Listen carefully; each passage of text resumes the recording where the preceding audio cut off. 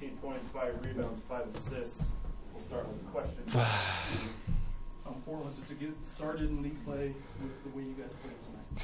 It's huge. When it comes down to conference, we have the +1 and the -1 kind of ratio that we do. So when we win at home, it's basically a neutral thing. If we lose at home, it's -1. We win on the road, it's +1. So with conference, it's all about protecting home, and I thought we did a really good job of doing that tonight. Was the shot selection better in this game than you felt maybe in Phoenix? Oh, not necessarily.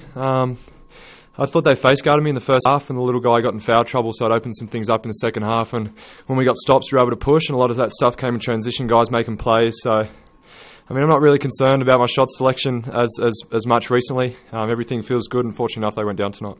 You guys started off tonight, and between Sam, Xavier, Joe, and I think Obach was there too. 25 of your first 30 points were from people who basically didn't play much last year. Devin, basically didn't play in Mountain West play.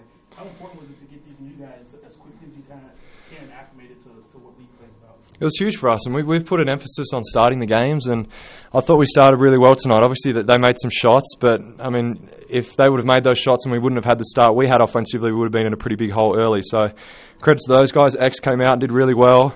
O was a presence on the glass, and then Dev, he's had a quiet couple of starts of the game. He's been getting in foul trouble a little bit, so he came out and made some plays early, and Sammy did really well for sitting out a month. And guys had to step up with Jordan being out and Didi coming off the bench. Guys had to step up, and they did that tonight. How much did that affect the game with Jordan and Deshaun with their decision? I mean, obviously it's a huge hit. We know we depend on those guys, but credit to them for staying involved. I thought Jordan did a really good job on the bench, encouraging. Same with Art, who's still 50-50 with his finger, and obviously the red shirts as well, Elijah and Tim and Q as well, and Cullen. So with Didi, he's a guy that leads by example. So for him coming off the bench and making plays, I thought he was tried to make too many plays early, but once he settled in, he did some really good things for us, as he does as a senior. Transition game seemed to be working extremely well tonight.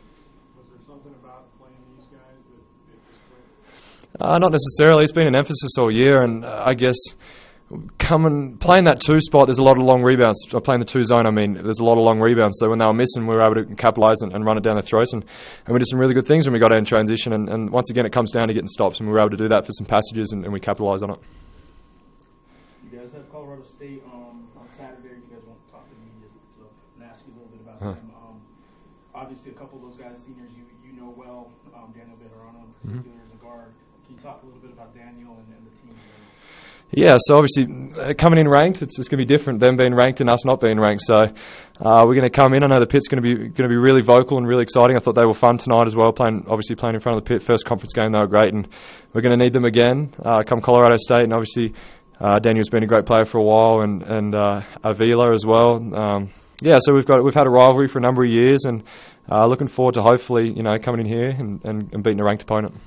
With the importance of holding serve at home and trying to get as many home as you can, how important is it for you guys to be able to have the 2 home games to start conference play? Yeah, I think that's a credit to the success we had last year, winning the conference tournament. They've given us an opportunity to start off the right way and have 2 home games. I don't know if there's many other teams that starting off with 2 home games. So it's really good, but then at the same time we're going to turn around and play back-to-back road games. We're gone for a week at SCSU, and I don't know who the other one is, but it's like I said, it's all about protecting home, and if you can get wins on the road, protect home, you're going to put yourself in a position to succeed.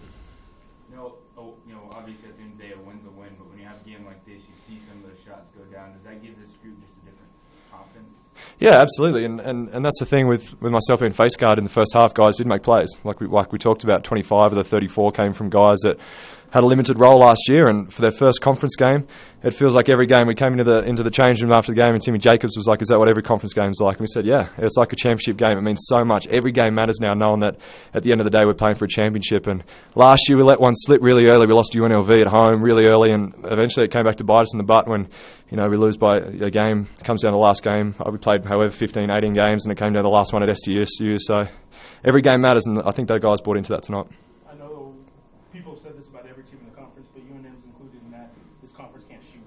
Nobody's big shooting very well in non-conference play. You guys shoot 59, and you guys shoot 80% from the range tonight.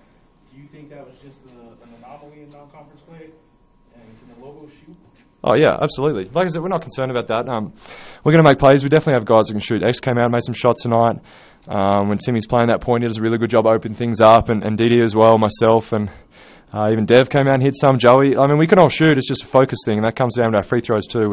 We're a good free throw shooting team, but we haven't really shown that. I thought we did that down the stretch a little bit tonight, and we're not concerned. Our defense is going to put us in games. If we make shots, that's going to be a bonus. Don't know if you noticed it or not, but did you think that Coach Neal was a little more animated on the bench tonight? Yeah, like I said, conference. Everything matters now. He came in halftime already lost his voice. I don't think he'd done that since one of the first games of the season. So, like I said, it matters, and he's such a competitor, and we're a competitive group. And we want to win, and we know he's been around long enough. Obviously, I've been around. Guys have been around long enough to know that this is it. And obviously, for Didi and I, it's our last go around, and we want to finish on a positive note. And we're going to take it one game at a time.